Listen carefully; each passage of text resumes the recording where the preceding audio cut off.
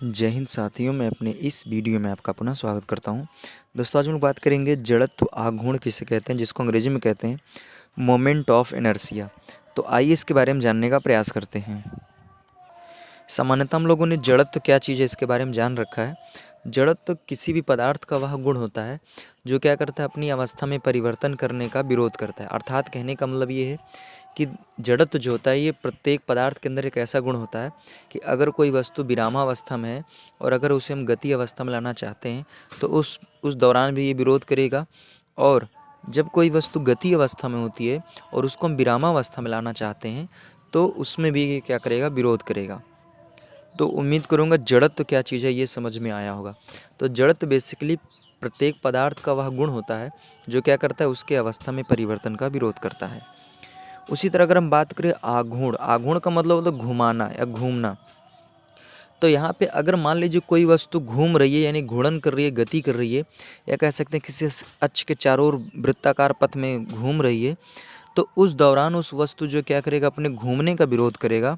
उसी का नाम है जड़त्व आघूर्ण। तो जड़त्व आघूर्ण क्या चीज़ है, उम्मीद करूँगा ये बातें आपको समझ में आ गई होगी।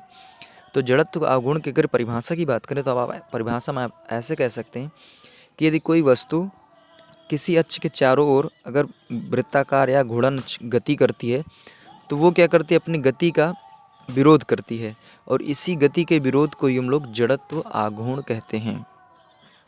या फिर इसकी और अच्छे वे में अगर परिभाषा देना चाहते तो आप ऐसे भी कह सकते हैं कि घूर्णन गति करते हुए वस्तु का वह गुण जो क्या करे, अपने अवस्था परिवर्तन का क्या करे, विरोध करे।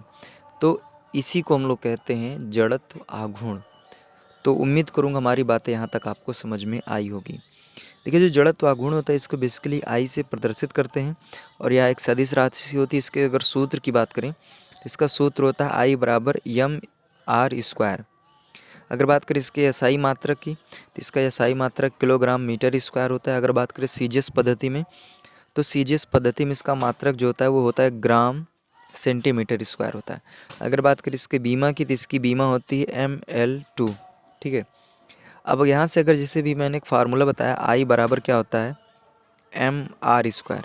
तो कोई पूछे यम आई क्या है, तो आई तो आपका जड़त्व आघूर्ण हो जाता है। एम क्या है, तो जो वस्तु घूर्णन गति कर रही है यानी किसी अक्ष के चारों ओर गति कर रही है उसका द्रव्यमान है। और आर की बात करें तो जो वस्तु गति कर रही है उस घूर्णन अक्ष से कितनी दूरी पर है उसका मान है।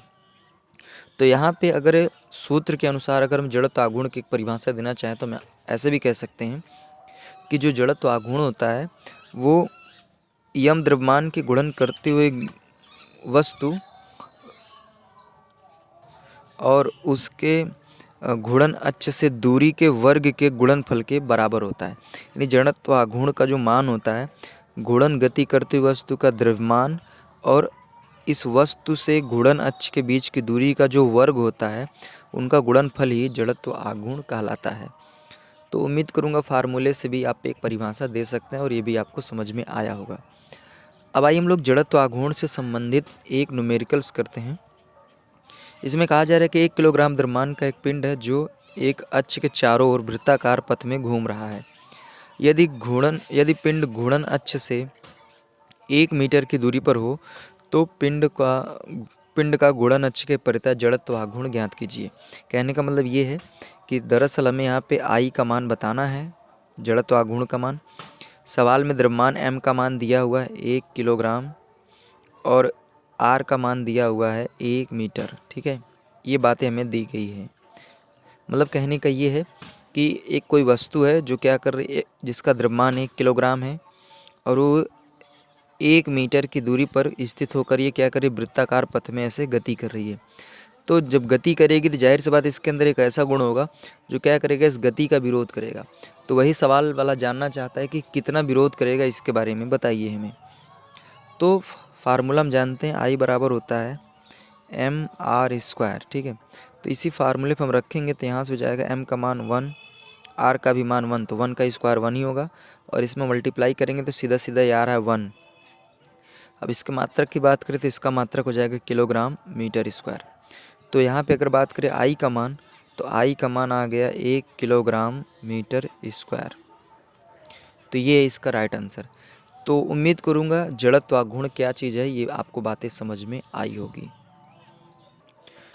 तो दोस्तों आप हमें इंस्टाग्राम और फेसबुक में भी फॉलो कर सकते हैं, लिंक हमने डिस्क्रिप्शन बॉक्स में दे रखा है, वहाँ विज़िट करके फॉलो कर सकते हैं।